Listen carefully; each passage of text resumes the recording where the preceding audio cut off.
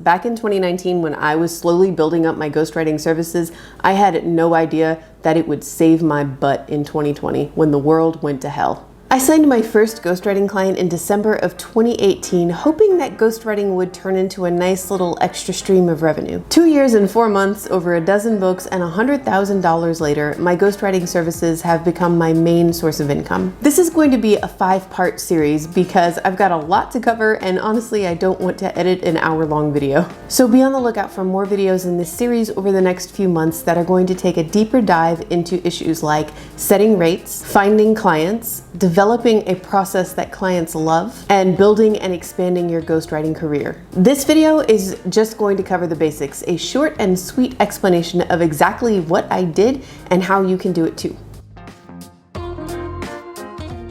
Step 1. Establish a ghostwriting process and boundaries. Do your services include outlining the book, revising the draft? What's your policy if the client suddenly requests a major change to the plot a month into the collaboration and it would require you to start over on the draft? How often will you communicate with the client during the collaboration? There's a lot to think through here. Step 2. Publicize your ghostwriting services, obviously. At the very least, you should have a website where you outline your services and your rates and give as much information both on your experience as a writer and on your process as you can. But honestly, you will get a lot more exposure to potential clients if you create a profile on a freelance marketplace like Fiverr, Upwork, or in my case, Reedsy. Many of these third-party services will automatically generate a contract between you and the client. If you choose not to go with one of these platforms, then you'll have to create your own contract. You can do a social media blast about your new ghostwriting services, but honestly, I'm not going to say that that's a crucial step here because I didn't do it at all. All of my ghostwriting clients have come either through my website or through Reedsy. Step 3. Make your profile detailed. My first Reedsy profile was ridiculously sparse, and unsurprisingly, it took over a month for me to get my first request. Once I really filled that profile out with lots of details about all the books I had written, any awards, any accolades, everything I could think of, the requests started to come in a lot faster. Step number 4, be patient. I created my Reedsy profile and added ghostwriting to my website in July of 2018. After that first quiet month, I started getting requests, but it was like one every 2 weeks and nothing worked out. I signed with my first client in December of that year, 5 months later.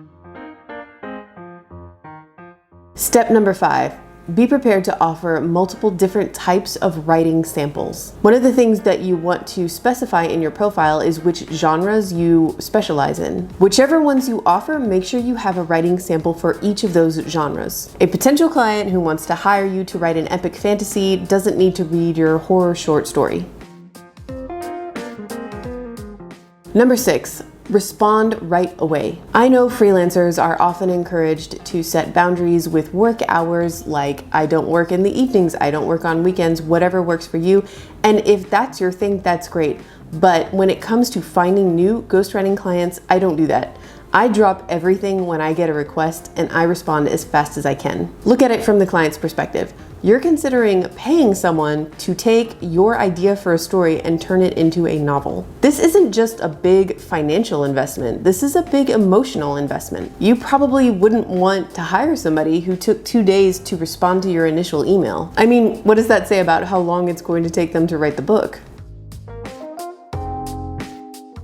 Step 7. Overdeliver. You might do this by turning in the draft well before the deadline, by writing up a pitch they can use as a back cover blurb, by creating a series bible or character sheets. Anything you can do to go above and beyond. Because guess what's next? Step 8. Ask for a review. Reviews and ratings are obviously important with any service or product. And while freelance editors or copy editors can turn a project around in days or weeks, ghostwriting a book can take months. And you might only be able to handle 1 or 2 clients at a time, especially when you're just starting out. This is a long game. It will take a long time to get those positive reviews and ratings built up. But the more you have, the more clout you have, the more potential clients are going to seek you out. Step 9, be patient. Did I say that already? But seriously, much like writing books, ghostwriting books is not a get-rich-quick scheme. But I will tell you this, back in 2019 when I was slowly building up my ghostwriting services, I had no idea that it would save my butt in 2020 when the world went to hell. Because going into 2020, I had 5 traditionally published books under contract that were scheduled to be published between 2020 and 2022. And each and every one of their publication dates got bumped, and along with them, all of my remaining advance payments. Fortunately, because I had spent 2019 building up my ghostwriting career, my request rate tripled right around the same time. And I ended up actually making more money in 2020 than I did in 2019. I find it incredibly uncomfortable and awkward to share these numbers, but honestly, I am really tired of the lack of transparency about money when it comes to writing books, period, especially when it comes to traditional publishing and ghostwriting. And I know I find it really helpful and informative when other YouTubers in any industry share their income and how they make money. So I'm putting this out there and I hope you find it helpful too, but I still feel awkward. One last thing I want to cover for this video. How do you know if ghostwriting books is something you want to do and something you can do successfully? Here's a quick list of what I personally see as necessary qualities to be a ghostwriter, specifically of novels. You're organized. Being messy is fine, it's great with your own books, but it's not gonna work with clients. For example, if you really dislike outlines, ghostwriting books probably isn't for you. You write fast. Now, fast is relative and I'm not gonna define it here with numbers, but if you are a book a year kind of writer, and there is no shame in that at all, ghostwriting books might not be for you. You enjoy writing. I know that might sound ridiculous, but a lot of authors actually really hate the drafting process. If you hate drafting a book, ghostwriting books probably isn't for you. You have excellent communication skills. We'll take a deeper dive into the ghostwriter-client relationship later in this series, but for right now, y'all know customer service is everything. Tone is so important too. Imagine the best relationship you've ever had with an editor who worked on one of your books. Or imagine the worst. It's a similar relationship because the client is emotionally invested in the project and you want to offer guidance and advice without crushing souls.